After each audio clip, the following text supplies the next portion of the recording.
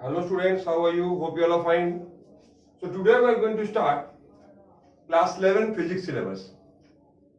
This is a bit different, much tougher than the class 10 syllabus. And today we are going to start it.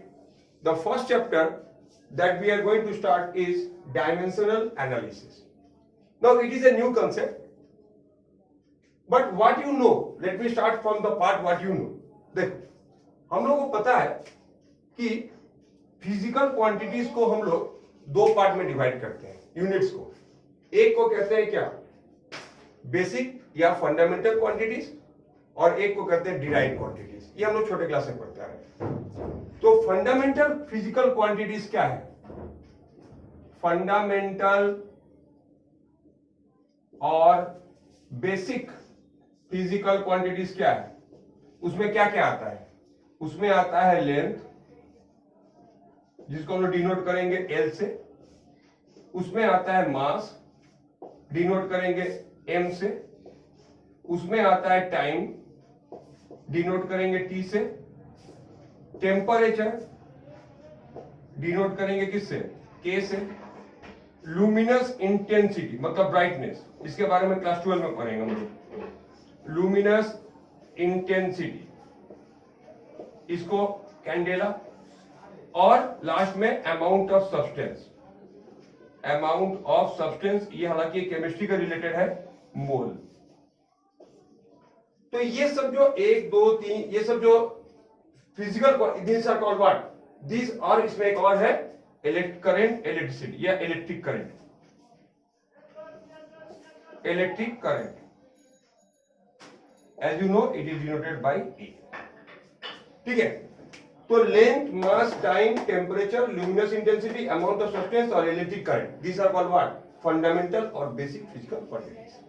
इससे बनता है area का unit, volume का unit. तो अब जैसे ये तो हो गया।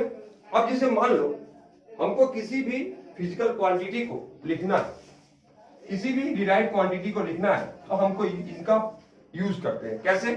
सपोज हमको लिखना है वॉल्यूम। तो what is the unit of volume पता है हमको? It can be metre cube, centimetre cube, whatever. मतलब इतना पता है कि यूनिट ऑफ वॉल्यूम क्या होगा? यूनिट ऑफ वॉल्यूम जो होगा वो क्या होगा? यूनिट ऑफ लेंथ उसका क्यूब। ठीक है, तो इसको हम लोग डायमेंशनली कैसे लिखेंगे? L cube. अब चाहे ये लेंथ यूनिट ऑफ लेंथ होगा, अब वो यूनिट चाहे मीटर हो या सेंटीमीटर हो या मिलीमीटर हो, दैट डजंट मैटर। उसका क्यूब करेंगे तो क्या मिल जाएगा हमको? यूनिट ऑफ वॉल्यूम मिल जाएगा। यूनिट ऑफ स्पीड, सपोज हम बात करते हैं वेलोसिटी। वेलोसिटी का यूनिट क्या होता है? मीटर पर सेकेंड, किलोमीटर पर आवर, या फिर अगर और ज्यादा किलोमीटर पर सेकेंड भी हो सकता है। तो इसका मतलब यूनिट ऑफ वेलोसिटी क्या हुआ? Unit of length by unit of time. ठीक है, तो इसका मतलब क्या? मीटर क्या है? लेंथ का यूनिट है। किलोमीटर क्या है? लेंथ का यूनिट है। सेकेंड या आवर क्या है? टाइम का यूनिट है। तो इसको हम डायमेंशनली कैसे लिखेंगे? L T to the power -1। उसी तरीके से एक्सीलरेशन की बात आ रहा है तो क्या हो जाएगा? L T to the power -2, क्योंकि पता है आप लोगों को एक्सीलरेशन का यूनिट क्या होता है? मीटर पर सेकंड स्क्वायर। तो क्या बन जाएगा? L T to the power -2। तो जितने भी डिराइव्ड क्वांटिटीज है उनको हम क्या कर सकते हैं? जो फंडामेंटल क्वांटिटीज है उनके पावर में लिख सकते हैं। फंडामेंटल क्वांटिटीज के पावर में लिख सकते हैं। तो व्हाट इज डायमेंशन? तो dimension of a physical derived quantity. तो ये डायमेंशन का डेफिनेशन में लिख रहा हूं। Dimension of a physical quantity are the dimensions of a physical quantity are the powers to which the fundamental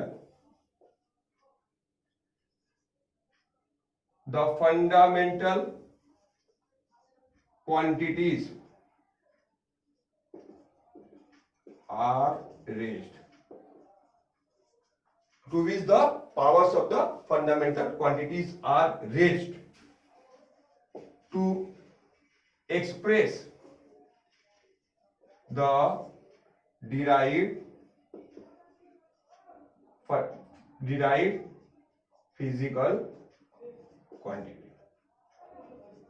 ठीक है, तो dimension of a physical quantity are the powers to which fundamental quantities are raised to express the physical quantity. ठीक है, जैसे मान लो हमको बोले dimension of area. Area क्या होगा? Length into breadth. तो लेंथ मतलब क्या? लेंथ का डायमेंशन एल होता है और ब्रेथ भी क्या है? लेंथ एल ही है, तो एल इंटू एल. तो ये क्या हो गया? L square. Dimension of volume क्या होगा? L cube. डायमेंशन ऑफ, अब अगर मान लो हम लोग देख लिए स्पीड वेलोसिटी का एक ही होता है, एक्सेलरेशन का भी लिखे थे हम. अब अगर बोले फोर्स, अब फोर्स क्या होता है? Mass into acceleration. तो मास का डायमेंशन क्या होगा? m, और एक्सेलरेशन का l T to the power -2. तो क्या मिला? m l T to the power -2. ये क्या निकला? ये निकला फोर्स का. अब इसी से आते हैं हम लोग वर्क और एनर्जी. वर्क या एनर्जी, कोई तरह का energy, physical, potential, kinetic, work सब पे एक ही होता है. क्या होता है? Force into distance. वर्क का फॉर्मूला क्या है? Force into distance. तो फोर्स का मतलब m l t to the power -2 into l. तो क्या बना? m l square t to the power -2. इस तरीके से अगर प्रेशर का निकालना है, सपोर्ट प्रेशर क्या होता है? Force by area. तो डायमेंशन ऑफ प्रेशर, तभी तक हमने एनर्जी का किए. डायमेंशन ऑफ प्रेशर, प्रेशर क्या होता है? प्रेशर क्या होता है? Force by area. तो फोर्स का क्या होगा? अभी हम क्या देखें, फोर्स का क्या होता है? m l t to the power -2 by area क्या होगा? l square. तो क्या निकला? m l to the power -1 t to the power -2. ये क्या निकल गया? This is the dimension of pressure. इस तरीके से जितने भी फिजिकल क्वांटिटीज हैं उन सब का हम लोग क्या कर सकते हैं? डायमेंशन फाइंड कर सकते हैं. ठीक है, अब ये डायमेंशनल एनालिसिस किस काम में आता है? ओके, अब ये डायमेंशनल एनालिसिस किस काम में आता है? उसके पहले हम लोग एक चीज पढ़ लेते हैं. तो please if you are not written, pause the video and write it down. उसके पहले हम लोग एक चीज पढ़ लेते हैं, उसको कहते हैं principal of homogeneity. Principal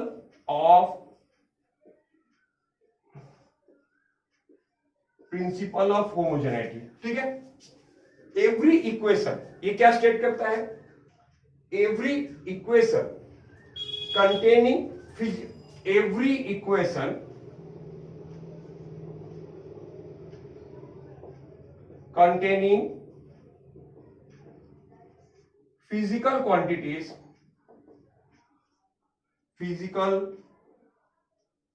quantities must be dimensionally homogeneous. Okay, every equation containing physical quantities must be dimensionally homogeneous. इसका मतलब क्या हुआ? इसका मतलब समझने के लिए चलो हम लोग एक सिंपल से इक्वेशन लेते हैं. S is equal to ut plus half at square. ठीक है, अब ये एक इक्वेशन है, इसमें 3 पार्ट्स है, 1 पार्ट 2 3. तो according to the principle of homogeneity ये तीनों पार्ट का डायमेंशन सेम होगा. मतलब अलग है. यहाँ पे s का मतलब डिस्प्लेसमेंट है, यहाँ पे स्पीड टाइम है, यहाँ पे एक्सेलरेशन टाइम है. पर इन तीनों पार्ट का मतलब ये अगर हम इसको 3 पार्ट में डिवाइड कर दे, ओके, तो ये एक ब्लॉक हो गया, ये दूसरा हो गया, और ये तो जो हाफ है, हाफ जो होते हैं उसको हम कहते हैं क्या? Dimension less constant. मतलब जैसे हाफ हो गया, पाई हो गया, कोई नंबर हो गया, तो उनका कोई डायमेंशन नहीं होता है. Sine theta cos theta log x हो गया, तो they are called dimensionless constant. तो उनका डायमेंशनल एनालिसिस नहीं होता है. तो 1, 2 और 3 ये तीनों पार्ट का डायमेंशन क्या होगा? सेम होगा। इसको कहते हैं प्रिंसिपल ऑफ होमोजेनिटी। कोई भी अगर मान लो हम इसको इक्वेशन लिख दें v square is equal to u square plus 2as, ठीक है, तो वो तीनों यहाँ भी 3 टर्म है, तो इन तीनों का क्या होगा? Dimensionally they will be same. Correct. Okay, तो ये हो गया प्रिंसिपल ऑफ होमोजेनिटी। तो चलो हम लोग इसको प्रूफ चेक कर लेते हैं। Let us check this whether it is occurring और नॉट। तो डायमेंशन ऑफ, एक काम करो, ये 3 पार्ट है। डायमेंशन ऑफ एस, एस क्या होता है? डिस्प्लेसमेंट, मतलब उसका यूनिट क्या होगा? Length. Dimension of u t, what is u? U का मतलब क्या हो गया? Metre length, L T to the power minus 1। U मतलब क्या? वेलोसिटी। वेलोसिटी का डायमेंशन क्या होगा? L T to the power minus 1 into T, T का टी, तो क्या होगा? ये टी और टी कट जाएगा, तो बचेगा क्या? एल। डायमेंशन ऑफ हाफ नहीं लिख रहे क्योंकि हाफ एक डायमेंशन लेस कांस्टेंट है, हाफ का कोई डायमेंशन नहीं होता है, तो ए कितना होगा? L T to the power minus 2 into T square L. तो हम क्या देख रहे हैं? तीनों टर्म्स का डायमेंशन एक ही आ रहा है। इसी को कहते हैं प्रिंसिपल ऑफ होमोजेनिटी। यही इसका मतलब हुआ कि तीनों टर्म का डायमेंशन सेम आ रहा है।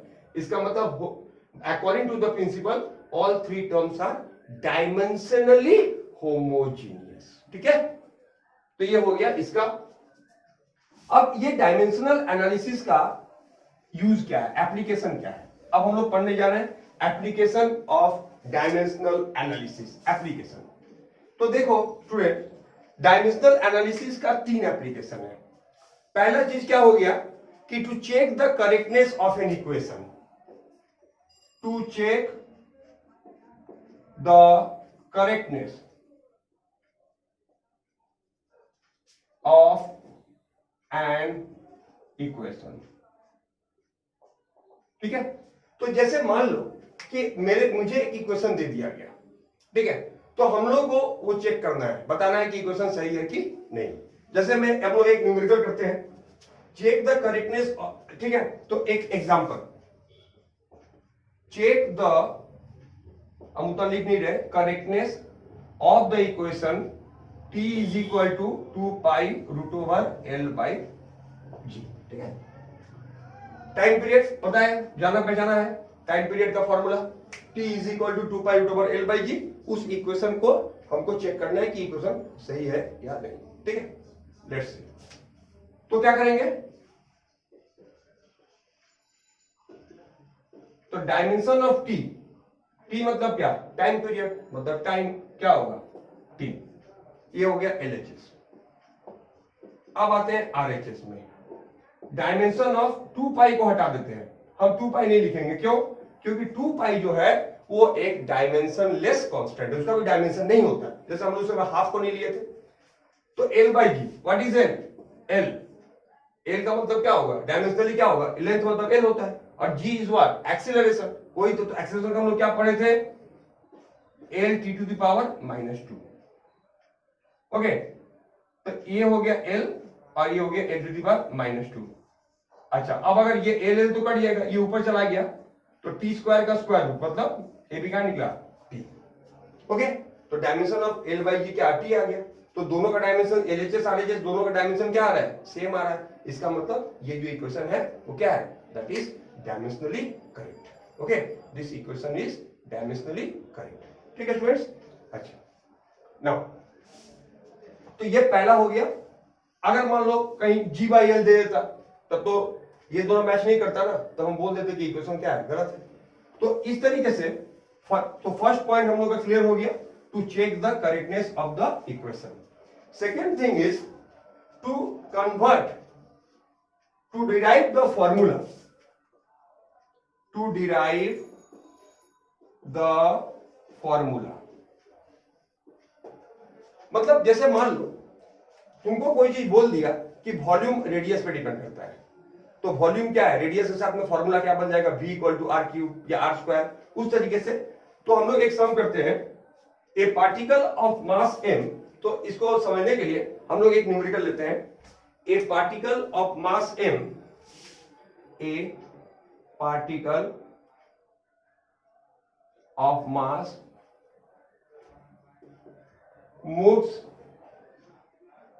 at a constant velocity v in a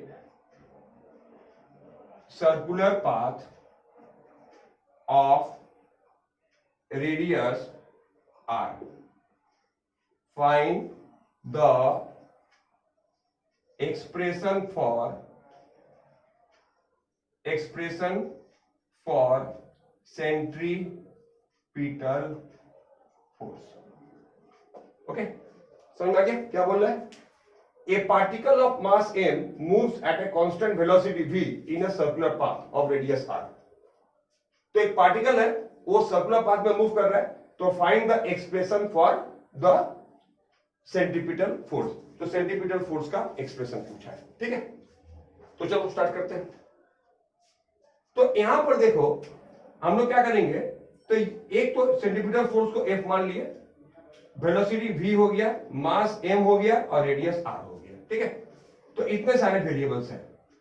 तो let F is equal to कोई कांस्टेंट मान लो m into m to the power a, क्योंकि हम लोग यहाँ पे अगर ऐसे डायरेक्ट करते हैं तो क्या होगा, a proportional to means f is directly proportional to m to the power a, v to the power b and r to the power c. ठीक है, यहाँ पे a b c क्या है, रियल नंबर्स है, कुछ नंबर्स है, integers है, फ्रैक्शन भी हो सकते हैं.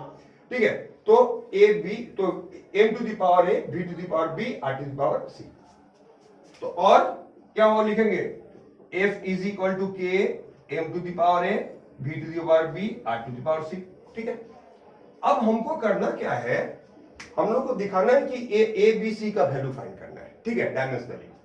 तो अगर ये एक इक्वेशन डायमेंशनली करेक्ट है तो इसका मतलब जितना f का डायमेंशन होगा इन तीनों चीज का डायमेंशन क्या है, सेम होगा. यहां पर लिखना है कि where k is a dimensionless constant, k is a dimensionless constant. अच्छा, ये हो गया ना. तो डायमेंशन ऑफ f क्या होता है. अब अगर LHS की बात करें, LHS क्या है, डायमेंशन ऑफ f क्या होगा पता है हम लोग को, ml t to the power -2. ठीक, RHS में चलते हैं. k का तो कोई डायमेंशन है नहीं, m का मतलब क्या होगा, m to the power a. v क्या होता है, velocity l to t to the power -1 का पावर b. रेडियस क्या होता है, लेंथ होता है, l to the power c. तो इसको अगर हम कंपेयर करेंगे, कंबाइन करेंगे तो क्या मिलेगा, m to the power a, l to the पावर क्या आ गया, यहाँ b और यहाँ c, तो लिख दो b प्लस c और t to the power -b. हो गया. अब ये हो गया LHS का डायमेंशन, ये हो गया RHS का डायमेंशन.